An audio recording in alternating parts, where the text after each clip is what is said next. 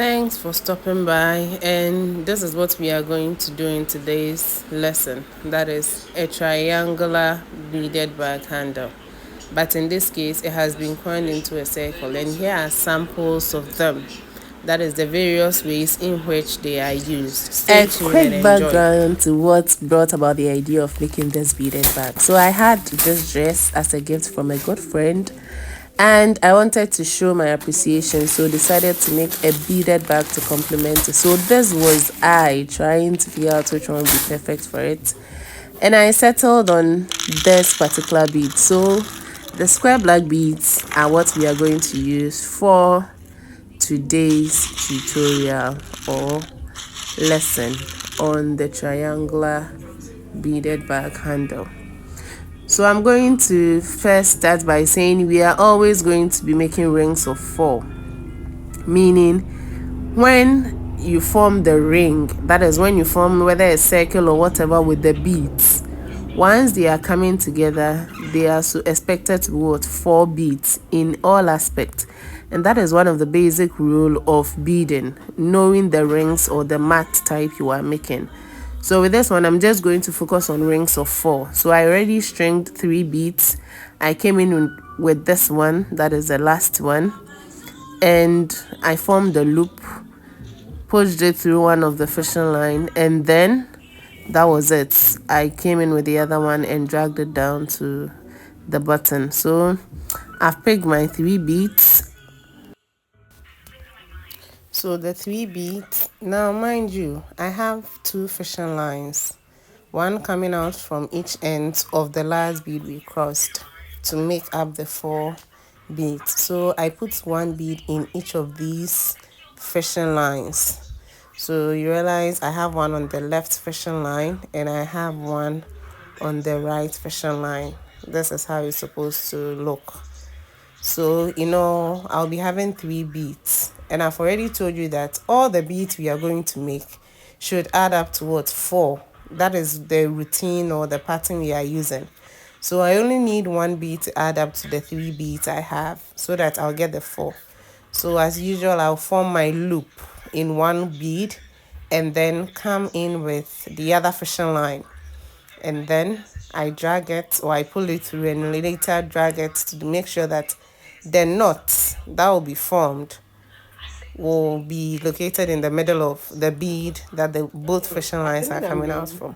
So now I realize I have 2 fishing lines. Now this is the last step I'm going to make, but I'm only picking 2 beads because one of the fishing line is coming out of one of the beads. Now I'm putting the bead through, 1 bead through one of the fishing lines, and I'm going back to the first set of 4 rings of 4 I made. That is the first ring of 4 beads I made. Meaning now automatically the fishing line is in 3 beads. 1, that is 1, and then the other one, and now the middle one. So I have 3 beads, meaning it's left with just 1 bead so that the total will be 4. And I've told you we must always make sure that the beads adds up to 4.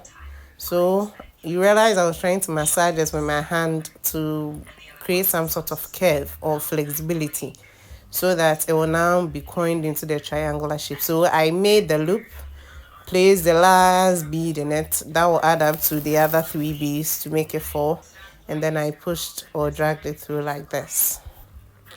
So this is how the first set looks like, and it is supposed to be triangular, meaning the beads you should have showing should be 3.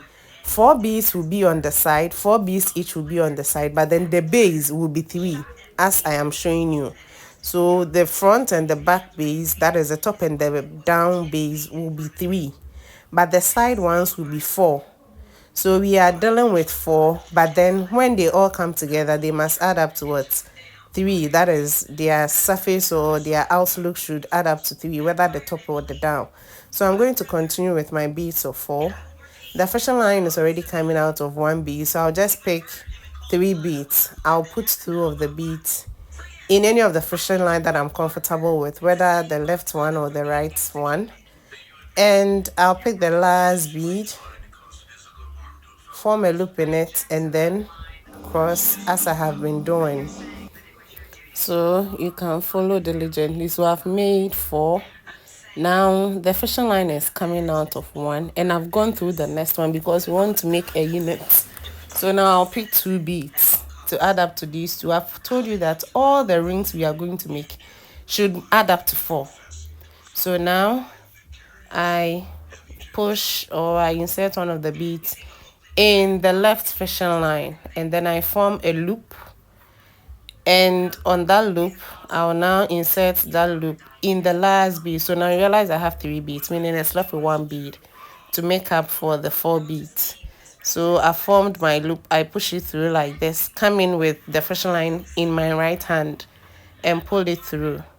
So this is the knot. I'll only have to drag the fishing line in my left hand a little so that that knot formed there will be in the middle. So now I'm going through 2 beads. So far as I'm going through 2 beads, it means we will have 3 beads. Fishing line going through 3 beads, and we will need only 1. So that is the one I am bringing, so that in total we have the 4 beads. So this is the second step, the second layer. So this is our triangular handle that we are trying to form, and I've told you it's still 3. The top and the down should always be 3, but the beads at the sides adds up to 4, and that is it.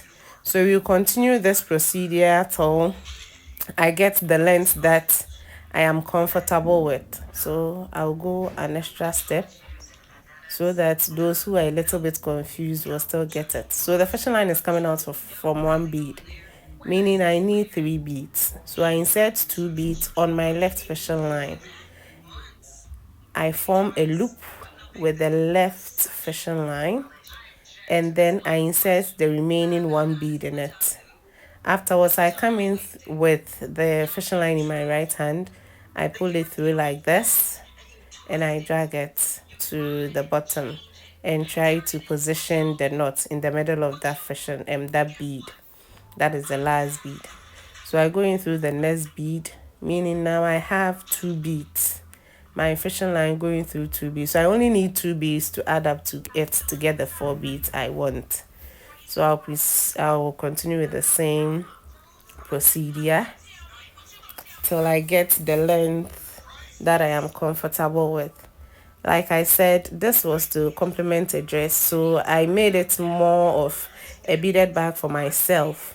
So I only made sure that the handle, once my hand is able to go through and I'm able to hold on to it nicely, I am comfortable with it. So I didn't have any particular measurement in mind anyway.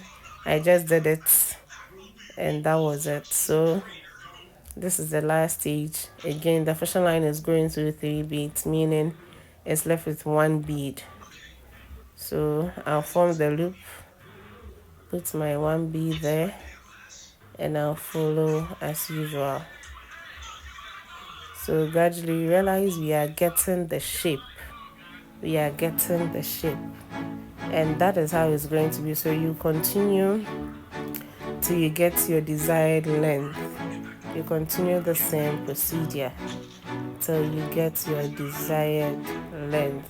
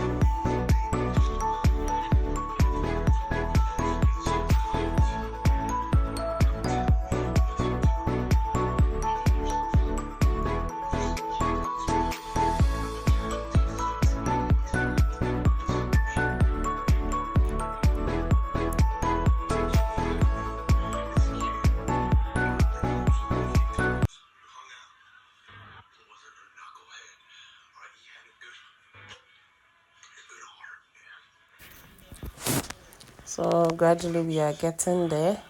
You realize still we have 3 at the top and at the bottom, but the sides we still have 4. So I went off to continue, and I had this length. So I counted to know the exact number. You can also count, but in the long run I wanted to make sure that my hand could actually be full in it.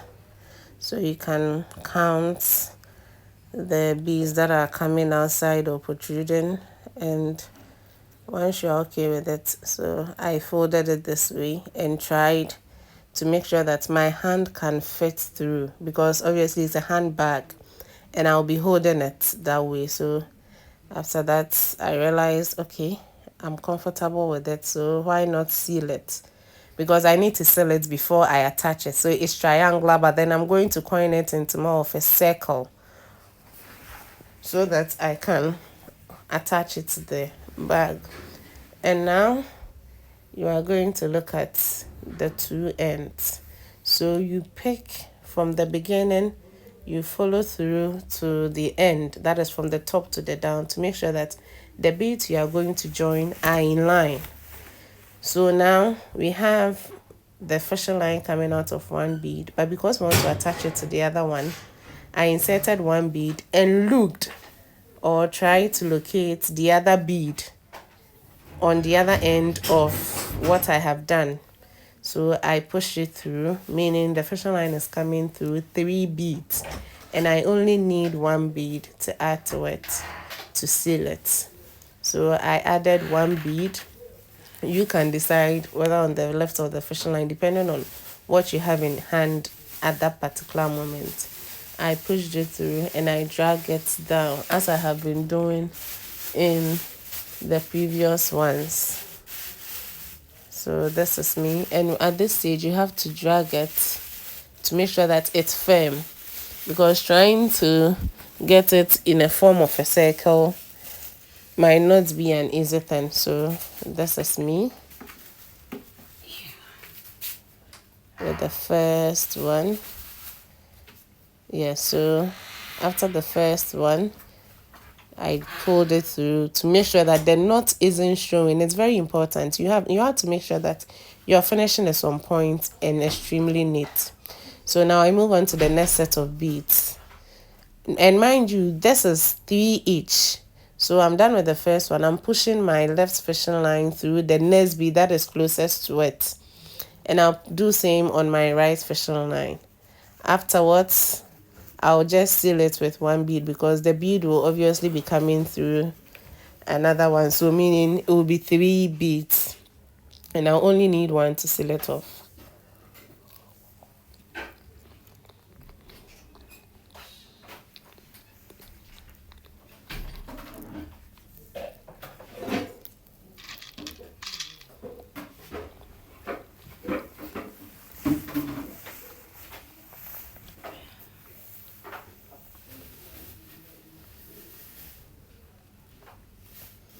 And you realize I formed the loop. I'm pushing the other fishing line through, and then I drag it. So at this point you can see the circle shape forming, but it's not completely done. It's left with the last face.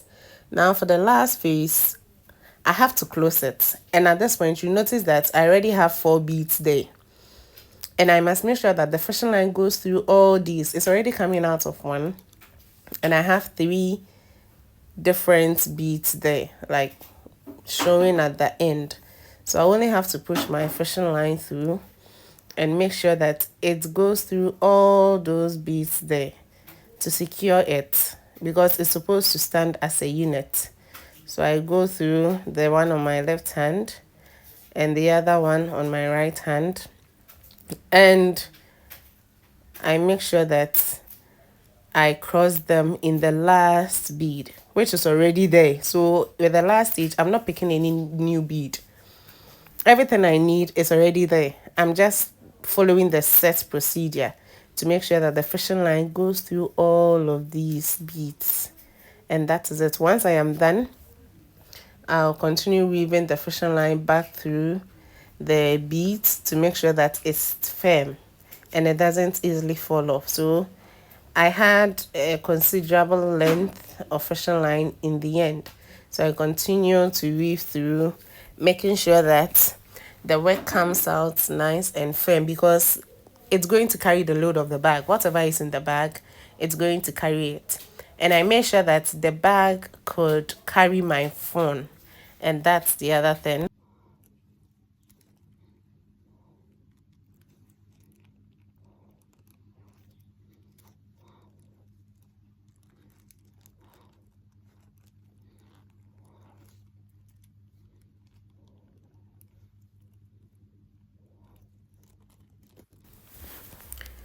So I am not going to lie. Sometimes it's difficult to push these fashion lines back through the beads to make sure it's firm, because it's already loaded, and also because of how I make my beads. But then if you have a safety pin, you can push it through so that it paves the way for you to just. So this is the final look. And I was still trying to weave my fishing line through. I didn't want to waste my fishing line. Yes, so I continued with that procedure until I could no longer, because it was a Saturday and I had to use it on Sunday. So I quickly had to attach it to the main bag, and that was it. And I loved the outcome. I loved the outcome. At this point, I would want to tell you, if you still haven't gotten the concept, kindly go back, slow the video down, and make sure you follow through religiously. Every procedure, everything you are confused about, you can ask in the comment section, and I would gladly offer any form of assistance or explanation you might need. And that is it for today. I hope you learned a thing or two, and good luck as you try your hands on it. Let's have some feedback in the comment section. And this is how I looked with my beaded bag and the dress that was gifted to me. How do I look? Okay, thanks. I hope you enjoyed today's lesson. Don't forget to subscribe.